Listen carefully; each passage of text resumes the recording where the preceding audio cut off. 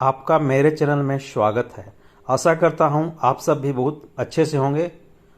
और मैं आज आपके समक्ष एक ऐसे राजवंश का इतिहास लेकर आया हूं जिसका भारतीय इतिहास में बहुत बड़ा योगदान रहा है और जिसका गुण हमारे राजा महाराजा भी गाया करते थे, कहा करते थे।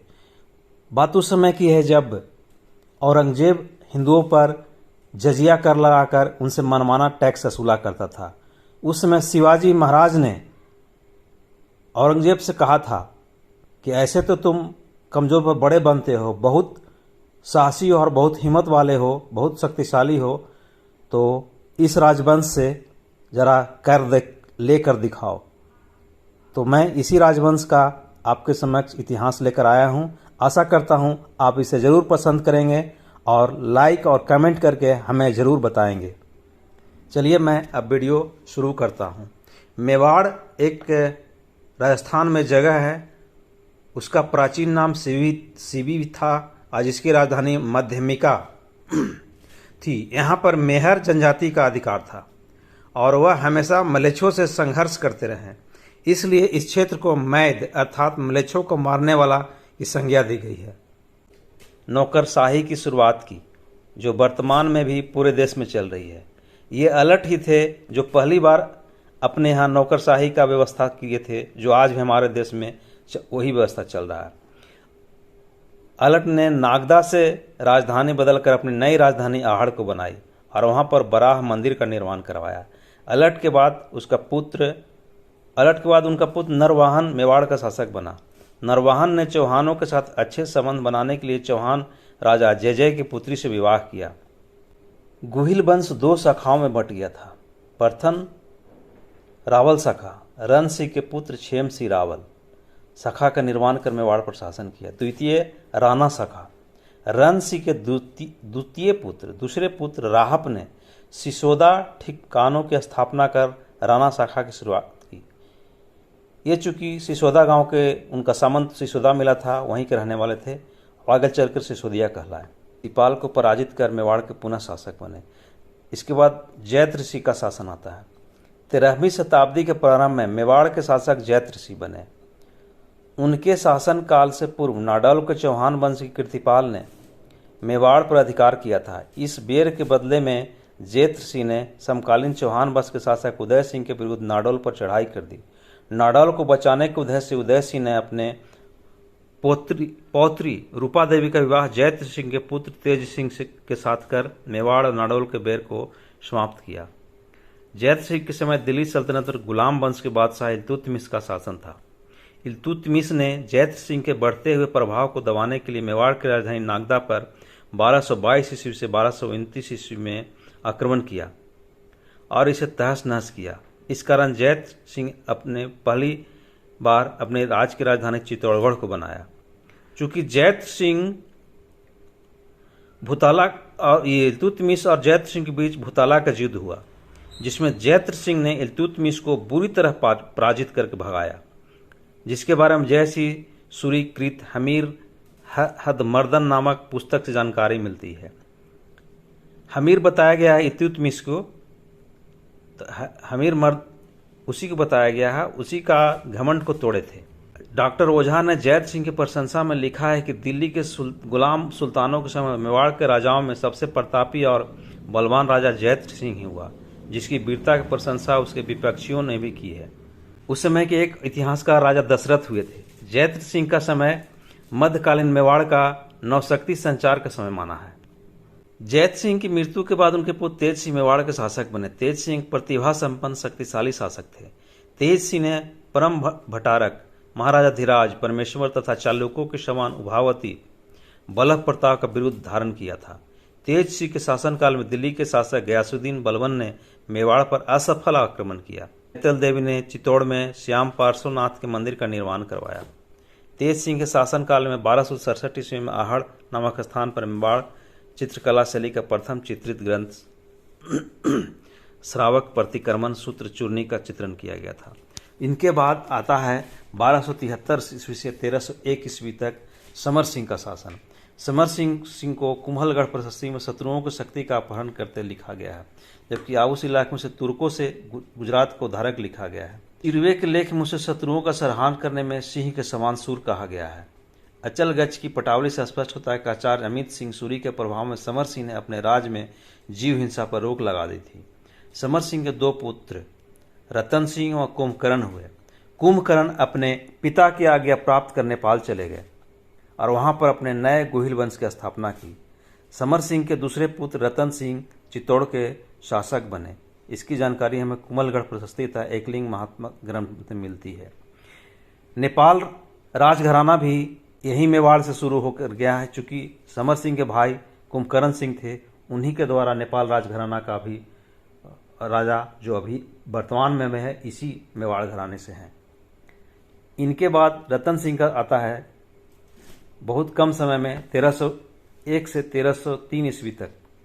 रतन सिंह ज्यों ही मेवाड़ गद्दी पर बैठे तो उन्हें अलाउद्दीन खिलजी के आक्रमण का सामना करना पड़ा। अलाउद्दीन खिलजी के चित्तौड़ पर किए जाने वाले आक्रमण में खिलजी के साथ प्रथम अपने शौर्य अपने सतीत्व के रक्षा के लिए सती हो जाती हैं और पुरुष केसरिया वस्त्र धारण करके जीने मरने का चिंता छोड़कर युद्ध करने के लिए उन्मत्त हो जाते हैं, तो इसको साका बोलते हैं। तो पूर्ण साका उसी समय हुआ था। यह चित्तौड़गढ़ का प्रथम साका था। इस प्रकार 26 अगस्त 1303 ईस्वी को चित्तौड़गढ़ किला अलाउद्दीन खिलजी के अधीन हुआ था।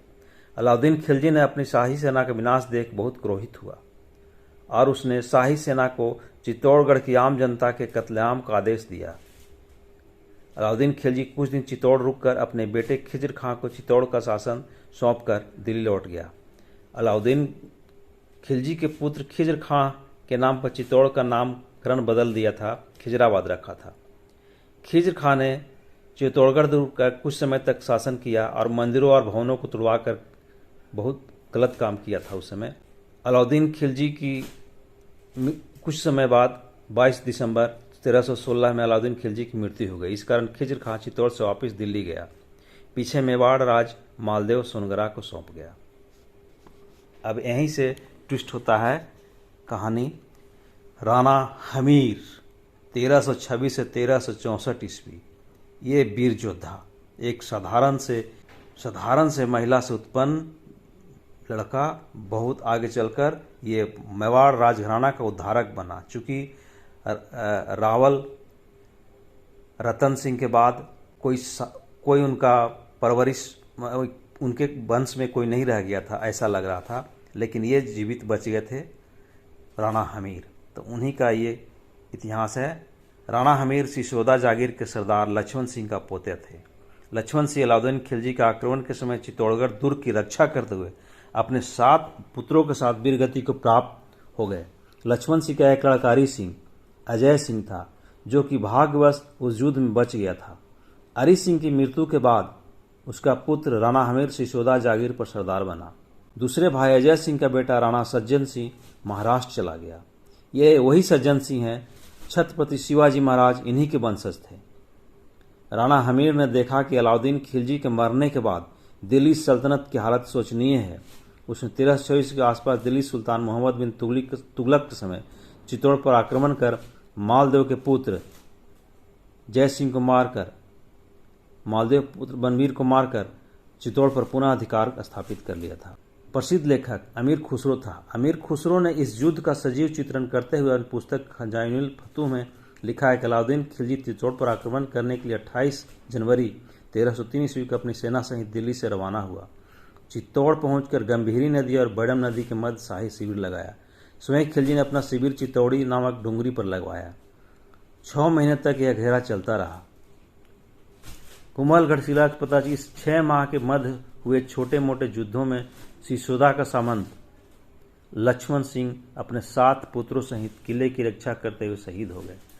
जब चारों ओर सर्वनाश दिखाई दे रहा था और शत्रु से बचने को उपाय नहीं मिल रहा था, रतन सिंह की पत्नी पद्मिनी ने 16,000 राजपूत महिलाओं के साथ जौहर किया तथा रतन सिंह के 2 सेनापति गोरा और बादल के नेतृत्व में राजपूतों ने केसरिया वस्त्र धारण कर किले के फाटक खोलकर शत्रुओं की सेना पर टूट पड़े और वीर गति को प्राप्त हुए। इसको साका बोलते हैं। मेवाड़ के राजा स्वयं को राम के वंशज बताते हैं। इस कारण भक्तों एवं चरणों ने जो गुण, समाज में एक चरण जाति है, जो राजाओं का गुण का बखान करते हैं, वो चरण बोलते हैं। मेवाड़ के शासकों को रघुवंशी तथा हिंदुआ सूरज कहने लगे। गुहिल राज के चिन्ह में जो दृढ़ राखे धर्म को ताही राखे करतार अंकित है। मेवाड़ का गुहिल वंश राजस्थान का ही नहीं अपितु संसार के प्राचीनतम राजवंशों में से एक है, जिसने 1500 वर्षों से अधिक समय तक एक प्रदेश पर शासन किया। आइए, मेवाड़ राजवंश का ख्याति इतना पूरे विश्व में था कि अमेरिका के राष्ट्रपति की अब्राहम लिंकन की मां बोले थे कि बेटा, तुम भारत भ्रमण पर जा रहे हो तो मेरा एक जरूरी काम करना। वहां से बोले, क्या मां, तुम्हारे लिए क्या ला सकता हूं, बोलो। तो उनकी मां ने बोला था कि एक मेवाड़ वहां प्रदेश है, वहां की मिट्टी हमारे ले आना, बहुत पवित्र मिट्टी है मेवाड़ प्रदेश का, वहां से मिट्टी लेते आना। महाराणा प्रताप का मिट्टी वाला कुंभा के द्वारा गीत गोविंद पर लिखी गई रसिक प्रियटे राणा हमीर को वीर राजा की उपाधि दी गई है। राणा हमीर ने चित्तौड़गढ़ दुर्ग में अन्नपूर्णा माता का मंदिर भी बनवाए थे, जिसकी जानकारी मोकल जी के शिलालेख से मिलती है। तो ये थे हमारे, इसके बाद राणा हमीर के शासनकाल, और उस पर मैं प्रकाश डालूंगा अगले एपिसोड में या अगले वीडियो में। ये आपको कैसा लगा? इसी गुहिलादित्य ने 566 ईस्वी के आसपास मेवाड़ में इस वंश की नींव रखकर नागदा को गुहिल वंश की राजधानी बनाई। गोहिल की 8वीं पीढ़ी में महेंद्र II नामक एक राजा हुए, जिसके व्यवहार से वहां के भील उससे नाराज हो गए, और एक दिन जब नागादित्य जंगल में शिकार खेलने गया तो भीलों ने उसे घेर कर वहीं मार डाला और ईडर राज पर पुनः अधिकार कर जमा लिया। नागादित्य की हत्या भीलों ने कर दी तो क्षत्रियों को उसके 3 वर्षीय पुत्र बप्पा के जीवन को बचाने की चिंता सताने लगी उनके सामंतों को। इसी समय वीरनगर की कमलावती के वंशज, जो कि गोहिल राजवंश के कुल पुरोहित थे, उन्होंने बप्पा को लेकर पांडे नामक दुर्ग में गए। इस जगह को बप्पा के लिए सुरक्षित न मानकर बप्पा को लेकर पराशर नामक स्थान पर पहुंचे। इसी स्थान के पास त्रिकुट पर्वत है। इसकी तलहटी में नागेंद्र नामक नगर, वर्तमान नागदा, बसा हुआ था। वहां पर शिव की उपासना करने वाले बहुत से ब्राह्मण निवास करते थे। हारित ऋषि ने बप्पा रावल का लालन पालन करने का भार उठाया। बप्पा रावल हारित ऋषि की गाय को चराते थे। उन गायों में से एक गाय, जो कि सुबह सुबह बहुत ज्यादा दूध देती थी, परंतु संध्या के समय आश्रम में वापस आती तो उसके थनों में दूध नहीं मिलता। ऋषियों को संदेह हुआ कि बप्पा एकांत में उस गाय का दूध पी जाता है। मेवाड़ के क्रमशः शासक बने खुमान तृतीय के बाद भृतभट्ट द्वितीय। इसके बारे में हमें आहड़ लेख 977 ईस्वी जानकारी मिलती है। 942 ईस्वी के प्रताप से महाराजा धीराज की उपाधि से पुकारा गया था। मेवाड़ की शासन शुरू होती है 566 ईस्वी से लगभग 1949 ईस्वी तक, जब भारतीय गणराज्य सभी राजाओं को एकत्रित कर पूछा जाने लगा था कि आप भारतवर्ष में शामिल होंगे। तो उस समय हमारे मेवाड़ के शासक जो थे, उन्होंने ही पहल की थी और उनको ही पूरे भारतवर्ष के राजाओं का ये हेड बनाया गया था। तो सूर्यवंशी महाराज कनकसेन की 8वीं पीढ़ी में शिलादित्य नामक एक राजा हुए, जो बल्लभीपुर में राज करते थे। बल्लभीपुर मेवाड़ को ही कहा जाता था। वहां पर मलेच्छों ने आक्रमण कर बल्लभीपुर को तहस नहस कर दिया और शिलादित्य वीरगति को प्राप्त हुए। शिलादित्य की सभी रानियां उनके साथ सती हो गईं। शिलादित्य की एक रानी पुष्पावती गर्भवती थी तथा पुत्र की मन्नत मांगने के लिए वह अपने परमार वंश के पिता के राज चंद्रावती आबू में जगदम्बा देवी के दर्शन करने गई थी। चूंकि ये परमार वंश की राजकुमारी थी और ये ब्याही गई थी वहां शिलादित्य के साथ। पुष्पावती अपने पिता के घर से जब वापिस बल्लभीपुर जा रही थी तो रास्ते में बल्लभीपुर के विनाश का समाचार मिला। आक्रांता बल्लभीपुर पर हमला करके उसको बहुत नुकसान पहुंचाए थे। पुष्पावती यह सुनकर वहां पर सती होना चाहती थी, परंतु गर्भावस्था के कारण यह संभव नहीं था।